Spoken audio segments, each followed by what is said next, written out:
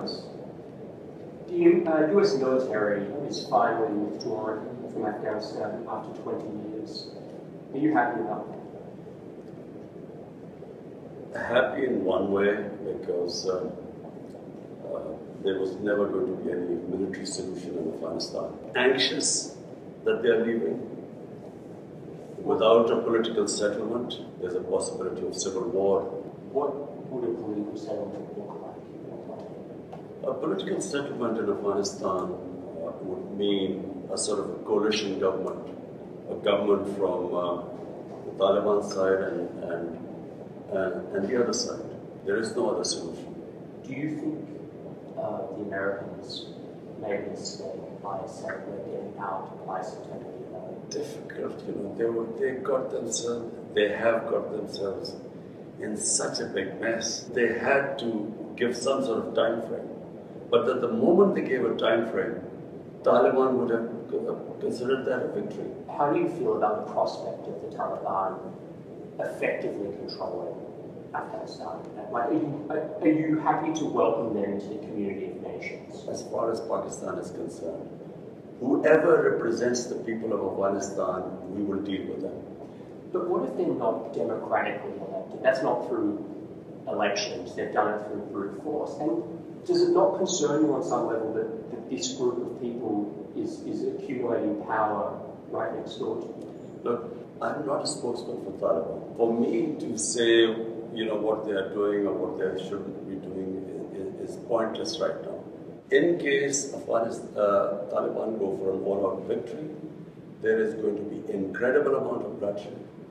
And let me tell you, the country that is going to suffer the most after Afghanistan is going to be Pakistan. Will you allow the American government to have CIA here in Afghanistan to conduct cross-border counter-terrorism missions against Al-Qaeda, ISIS, or the Taliban? Absolutely not.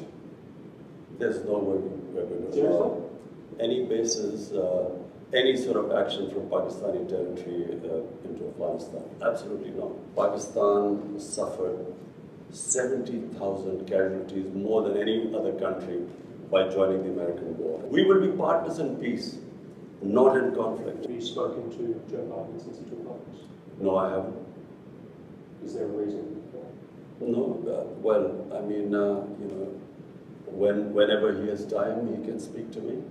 But at the moment, clearly, he has other priorities. What would you say to him if you had the meeting? I would. You see, the US has a big responsibility as the most powerful nation in the world. They have this huge responsibility in the subcontinent. This is almost 1.4 billion people living in the subcontinent. We are held hostage to one dispute in Kashmir, a disputed territory. According to the United Nations Security Council resolutions, there should have been a plebiscite for the people of Kashmir to decide about their own future. That has never taken place. It's frustrating. Over 100,000 Kashmiris have died in this freedom struggle. And it can easily, if the Americans have the resolve, the will, this can be sorted out. Let's talk about a relationship that many people are concerned about. How are your current relations with Indian Prime Minister Narendra Modi?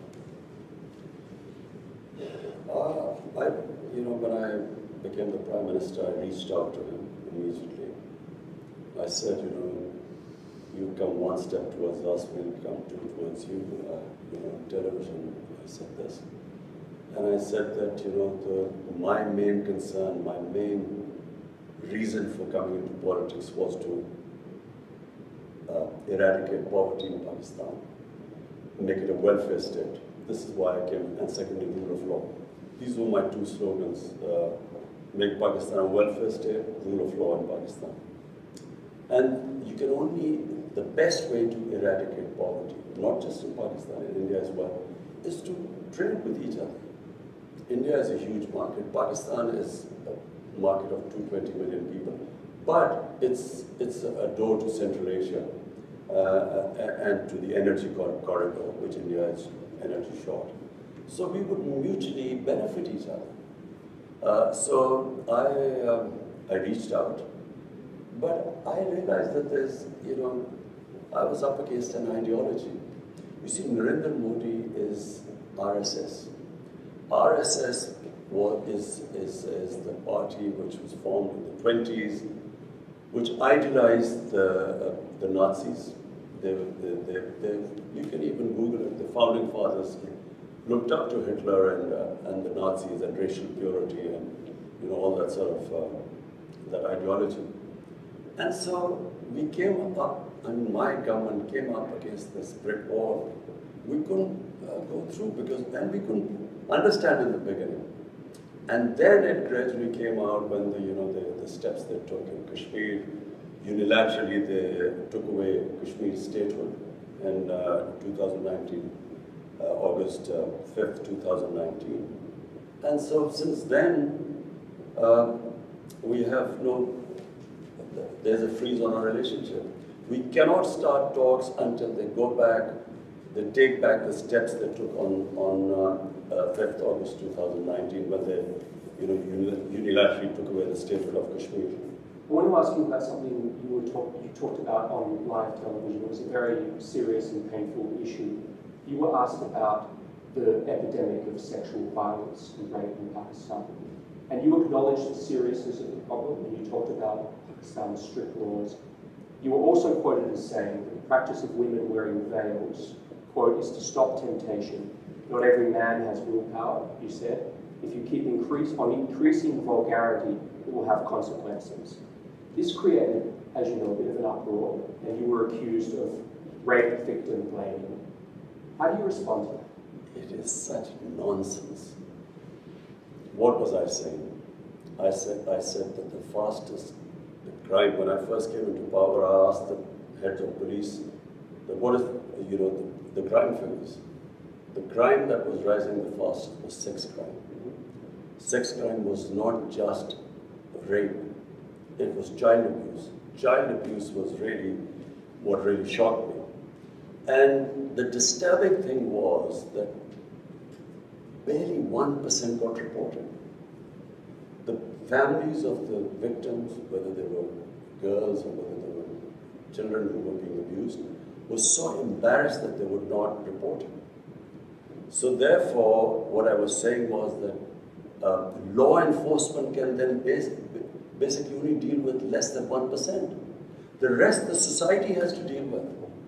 And the society through awareness. And I never said veils, this was never said. I said the concept of parda. Concept of parda is avoid temptation in the society. So, and I went further. We don't have discos here, we don't have nightclubs. You don't have any, like in Western societies, you don't have any places where boy meets girl. So it is a completely different society, way of life here. So if you raise temptation in the society to the point, and all these young guys have nowhere to go, it has consequences in the society which were reflected in the crime chart. So one, you fight sex crime through law enforcement, but because the majority, and majority means 99% of sex crimes are not reported, and this is according to the police officers. So therefore, the society, public, schools, awareness, teachers, media, everyone must join in because that's how we will sort of raise awareness against sex crimes. So the concept of, I used clearly, I know exactly what I said. I said the concept of parda. Parda is not just to, it's to reduce temptation in the society. So this is what I'm trying to get, is the clarity, and I'm glad that you can explain this. What are the forms of temptation that need to be curtailed to stop the rise of rape? For one, and remember, rape is less. Okay, sexual violence. What are the forms of temptation? So child abuse is much more than rape. Okay.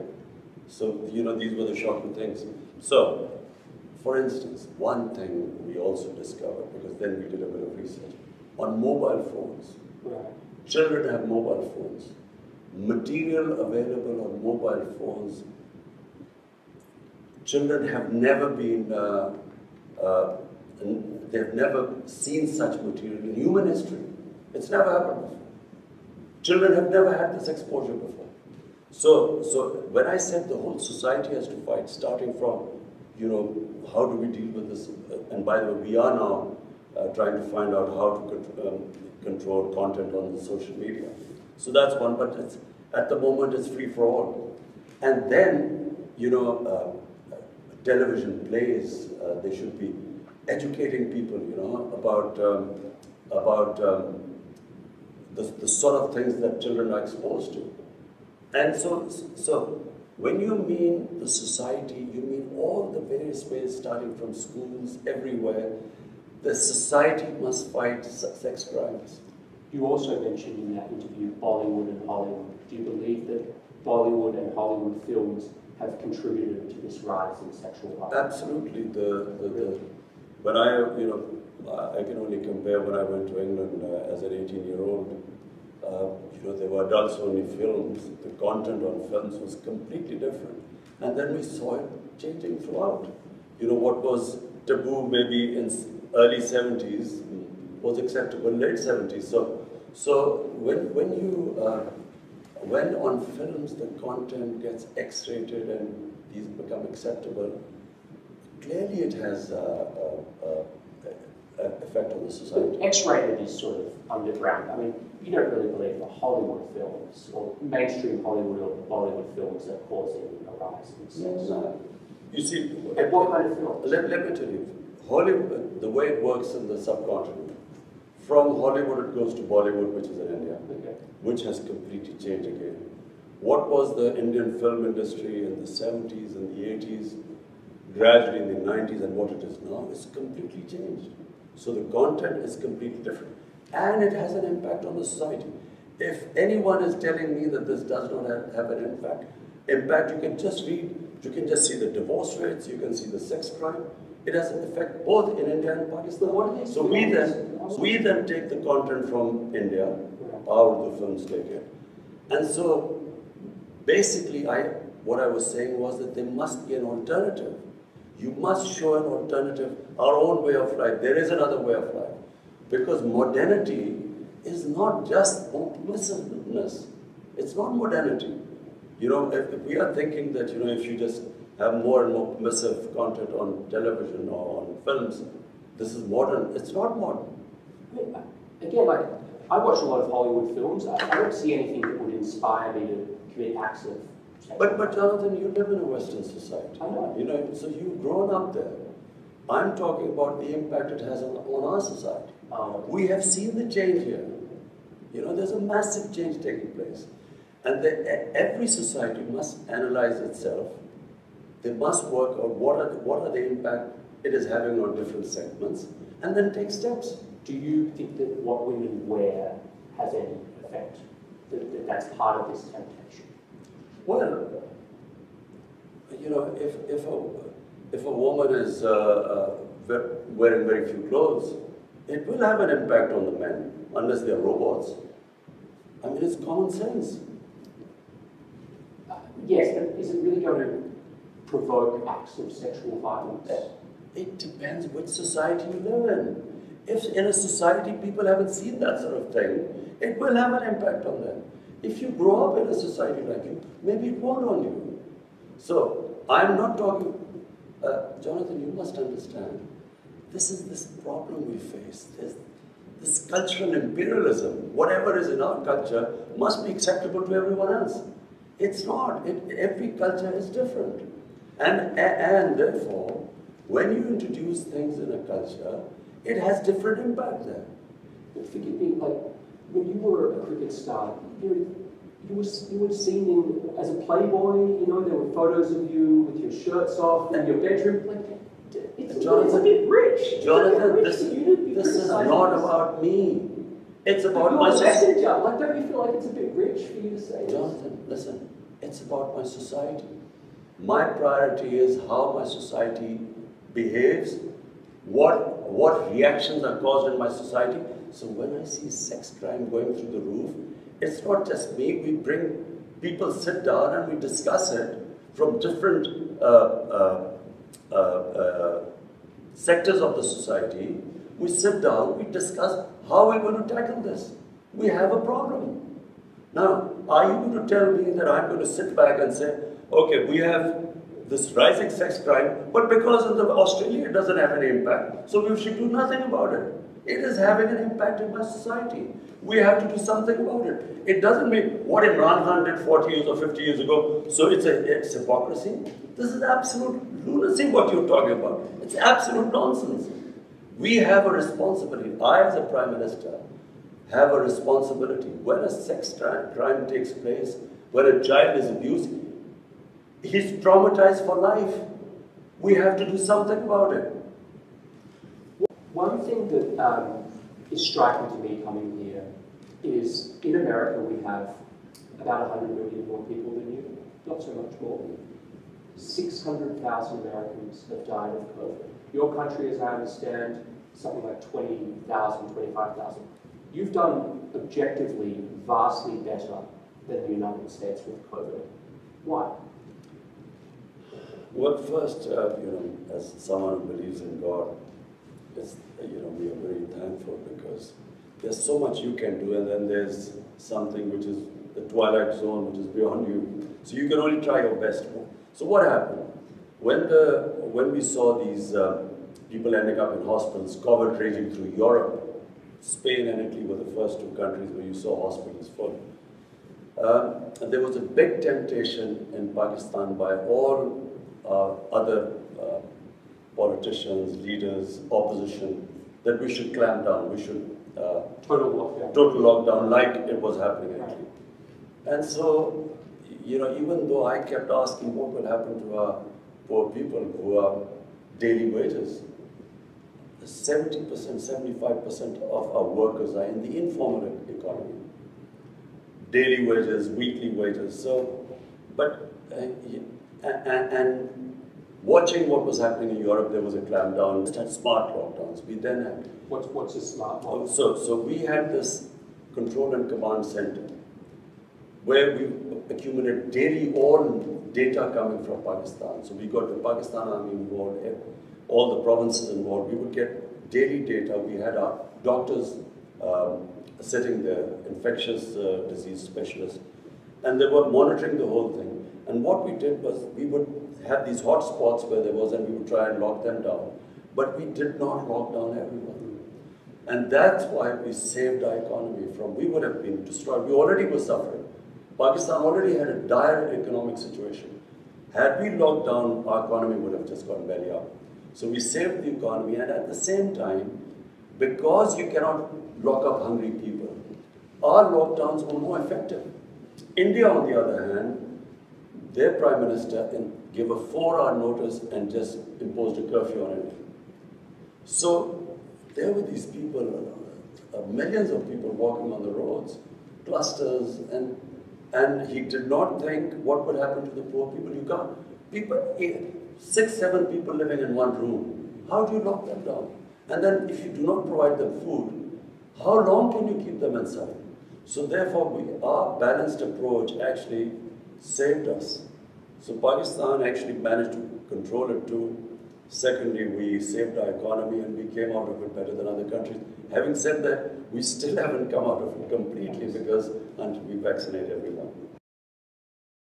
What's your dream for Pakistan? I repeat, the dream is to raise people out of poverty. That's my biggest,